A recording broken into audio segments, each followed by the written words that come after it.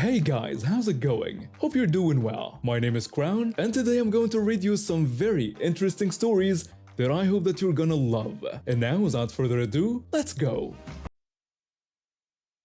After graduating college with a business degree and realizing the corporate world wasn't for me, I decided to take a job at one of Florida's most popular theme parks. The pay wasn't great, but the perks were nice, and I figured it would be a good way to figure out my next steps while having some fun.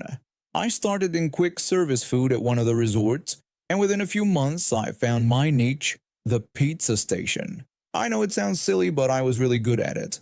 My co-workers started calling me the Pizza Whisperer because I could handle the busiest rushes without breaking a sweat.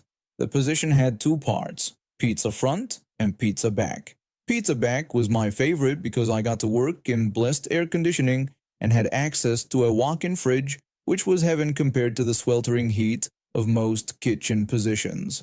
One busy summer afternoon I was working pizza back, churning out pizzas, baked ziti, and breadsticks like a well-oiled machine. We had a good system. Customers would order at the counter, pay first, and get a pager that would buzz when their food was ready. They'd bring back their receipt, we'd mark it, and they'd get their pizza. My co-worker came to the back, looking flustered. She told me there was a guy up front causing problems, claiming he'd been waiting for 40 minutes for his pizza. I told her that was impossible since I hadn't had any orders take more than 15 minutes that day. When she mentioned he'd started yelling after she asked for his receipt, I offered to handle the situation myself. I walked to the front counter where I found a tall man with light brown hair and a prominent beer belly, red-faced and practically foaming at the mouth. I apologized for any wait and politely asked to see his receipt. He immediately refused, demanding to know why he needed to show his receipt. I explained that it was our policy to ask every guest for their receipt before receiving their pizza. This only made him angrier, and he accused us of thinking he was trying to steal a pizza. When I repeated that it was just our policy, he cursed at me and demanded his pizza. My tiny but fierce supervisor came over, barely reaching the man's shoulders. She asked what the problem was, only to have the man explode at her too. He complained about waiting an hour for his pizza and called us offensive names for asking for his receipt. When my supervisor asked him not to use such language toward the staff and explained the receipt policy, he belligerently stated he could use whatever language he wanted. By this point, the man was causing such a scene that another manager came to help. Parents were covering their children's ears, and some guests were leaving the area entirely. The gift shop managers across the way called security. When security arrived, they asked if he was a resort guest. He aggressively confirmed that he was. When they requested to see his ID or room card, he became even more hostile, calling them fake cops and threatening to get everyone fired. The security officers warned him that if he didn't comply, they'd have to call the county police. He defiantly dared them to do it. They did exactly that. When the real police arrived, the man's entire demeanor changed. Suddenly, he was cooperative and pulled out his room ID. Security had to fetch his wife and 8-year-old son from the pool. His wife, a pretty blonde woman, took one look at her husband in handcuffs and just walked right back outside. The look on her face said everything. This wasn't the first time he'd pulled something like this. When they emptied his pockets at the police station, they found his crumpled receipt. He'd been waiting exactly 10 minutes when he started his tantrum. The family was escorted off the property that day, no refund given, and banned for life from all resort properties. What made it even worse was that they were there celebrating their son's 8th birthday. I felt bad for the kid, but maybe he learned an important lesson about how not to behave in public. Later that evening, his wife came back alone to get their belongings. While she was waiting for security to escort her to their room, she approached the counter. She apologized for her husband's behavior, explaining that he'd been stressed about losing his job, but acknowledged that wasn't an excuse for how he treated us. When I thanked her for the apology, she confided that she'd been trying to get him to attend anger management sessions, but he kept refusing. She hoped this incident might finally be the wake-up call he needed. She left with their bags, and I never saw them again. Though sometimes when I have a difficult customer, I think about that man and his crumpled receipt and how a 10-minute wait for pizza led to him being banned from his son's favorite vacation spot for life. I'm a developer who was born with a condition that affects my mobility. I use a wheelchair to get around, but that hasn't stopped me from building a successful career in tech. Last month, I was at Chicago O'Hare Airport, waiting for my connecting flight to San Francisco, where I was supposed to give a presentation at a major tech conference about accessible software design. My flight was delayed by 2 hours, which wasn't ideal since I had to make last-minute changes to my presentation. I was sitting near my gate focused on my laptop when this whole drama unfolded. While I was typing away, this woman and her kid, probably around 10 years old, sat down across from me. The kid was whining about being bored, and the mother kept glaring at me every few minutes. I tried to ignore them and concentrate on my work. Suddenly, the woman walked over to me. She demanded that I give up my laptop because her son needed entertainment. I tried to explain that I was working on something important, but she wouldn't listen. Instead, she started insulting me, suggesting that I was only pretending to work to compensate for my disability. I was shocked. Before I could respond, she actually reached out and grabbed my laptop right off my lap. She declared that her son needed it more than I did, adding that since I was just sitting there, I couldn't do much else anyway. I protested, telling her it was my work computer and that I needed it for a presentation, but she ignored me. Her kid looked uncomfortable, but she was already handing him my laptop. She continued to berate me, saying I should be grateful that I was even allowed to travel by myself.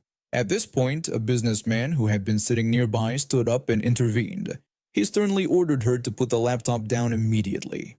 The woman tried to brush him off, telling him to mind his own business and calling me selfish. That's when the businessman revealed he was an attorney and had recorded the entire exchange on his phone. He told her that she was committing theft and that her discriminatory comments could make this a potential hate crime. The woman's face went pale. The businessman then told her that security was already on their way as he had pressed the emergency button on his phone the moment she grabbed my property. 2 security officers arrived within minutes. The businessman showed them the video, and I explained my situation about being a speaker at a tech conference and needing my laptop for work. The woman tried to defend herself, claiming she was just borrowing it, but the security officers weren't buying it. They told her she needed to come with them. Her kid started crying and she finally cracked. She tried to back down, saying I could have my stupid laptop back and that she was just trying to help her son. The security officers told her that she was still coming with them, as theft and harassment were serious offenses.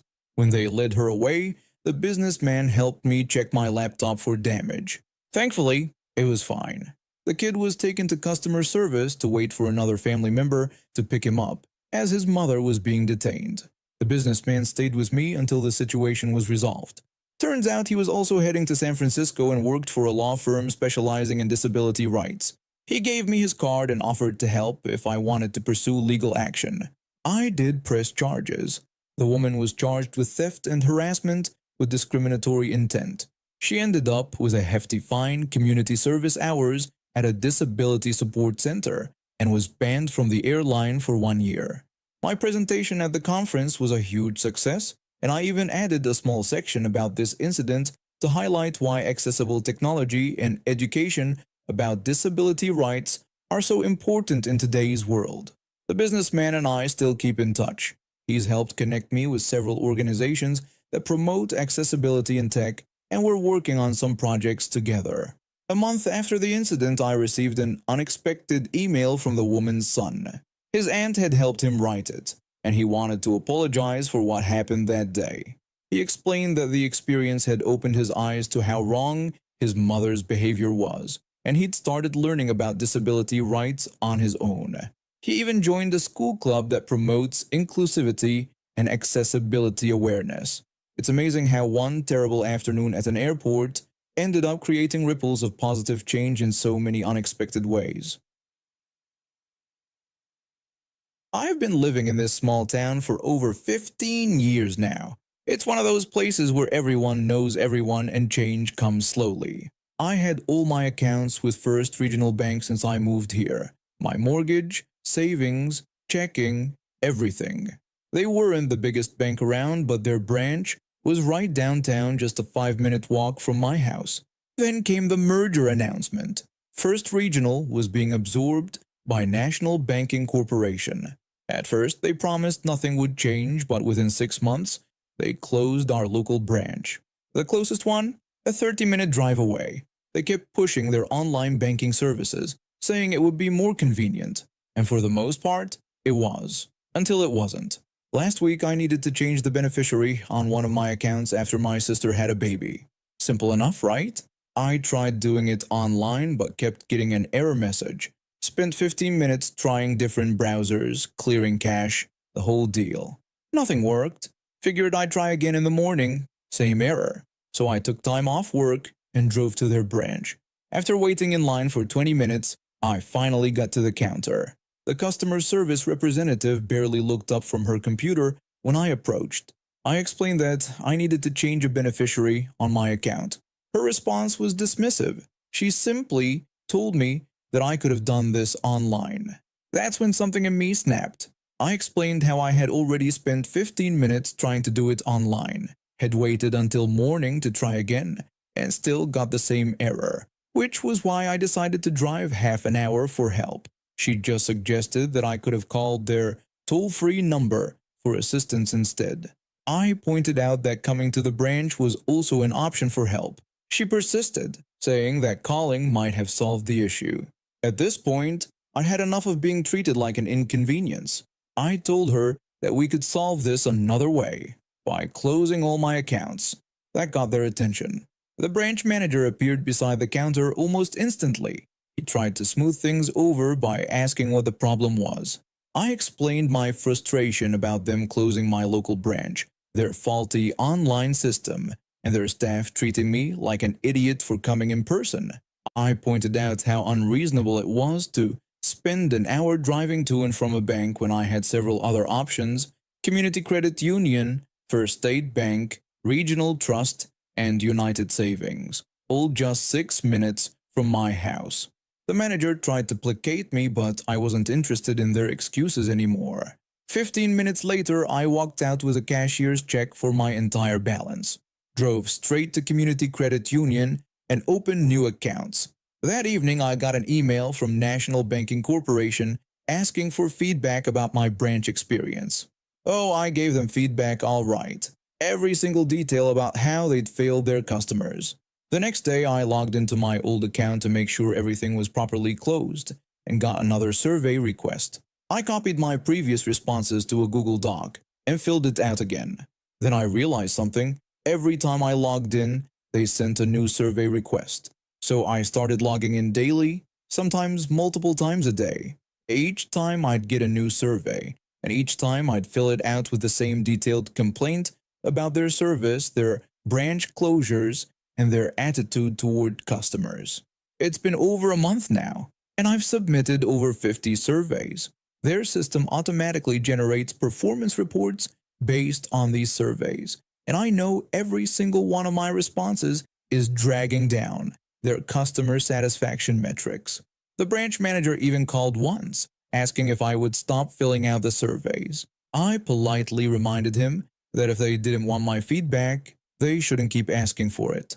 Last week, I drove past their branch and saw a new sign in the window. Coming soon. Extended hours and Saturday service. Guess those survey scores finally got someone's attention, but it's too late for them. I'm quite happy with my new bank, where they actually appreciate their customers. I've been going to the same car dealership for 5 years now. My dad used to be a mechanic there before he retired, so I trusted them completely. They'd always taken good care of my car, and I never had any issues with their service until last week. My car had been making this weird rattling noise whenever I'd started up. Nothing major, but I figured it was better to get it checked out before it turned into something serious. I dropped off my car early Monday morning before heading to work, taking a cab to my office. When I came to pick it up after work, the serviceman at the counter was someone I'd never seen before. He had this smug look on his face that immediately rubbed me the wrong way. I greeted him and told him I was there to pick up my silver sedan. He typed painfully slowly into his computer and told me they had fixed the rattling issue, which had just been a loose bolt in the engine compartment. He said that would be $85. I handed him my credit card, but when I went to check my car before leaving, something my dad always taught me to do, I noticed something was wrong with the driver's side door lock. It wouldn't respond to my key fob, and even the manual key wouldn't turn properly. I went back to the counter and told him there was something wrong with my door lock, explaining that it had been working perfectly that morning. With the most condescending smile I've ever seen, he called me honey and explained that car parts have a natural lifespan and my door lock was dead. He insisted it wasn't their fault, asking if I understood while calling me sweetheart. The way he called me honey and sweetheart made my blood boil. I'm a 32-year-old woman who works in engineering. I know my way around machines. When I asked how much it would cost to replace it, he maintained that insufferable smile and told me it would be $150 for a new lock, adding another sweetheart at the end. Putting on my best confused expression, I asked him if my door lock was alive when I brought my car in that morning. He nodded slowly like he was talking to a child and confirmed that yes, it was alive then and now it was dead. That's when I decided to have some fun. I turned to the woman standing in line behind me, who was already looking irritated at how long this was taking. Speaking loudly, I announced that he had killed my door lock and wouldn't take responsibility. The woman's eyes widened and several other customers started paying attention. I raised my voice even more and declared that this man had murdered my door lock and was trying to make me pay $150 for one that was alive. A customer asked if that was true. Another customer turned to his wife and suggested maybe they should take their car somewhere else. A third customer was already pulling out his phone saying he thought he'd cancel his appointment. The serviceman's smug smile vanished as he watched three customers walk toward the exit. That's when the manager came rushing out of his office like his chair was on fire. The manager asked if there was a problem, and I explained that his serviceman had killed my door lock and was trying to make me pay for its funeral. Looking at the growing line of uncomfortable customers, the manager practically dragged me into his office. The serviceman followed, looking considerably less smug now. The manager said there seemed to be a misunderstanding and that he would look at my service record. He typed something into his computer and his face went pale. He revealed that one of their technicians had accidentally damaged my lock while working on the engine. Glaring at the serviceman, he demanded to know why this wasn't noted in the service record. The serviceman started stammering about natural lifespans again, but the manager cut him off. He told me they would replace the lock at no charge and offered me a free oil change for the inconvenience. I agreed that seemed fair. When I was leaving with my repaired car, I saw the manager having a very intense conversation with the serviceman. A week later, I came by to use my free oil change coupon and noticed there was a new person at the service counter. Apparently, the previous serviceman had reached his natural lifespan at the dealership.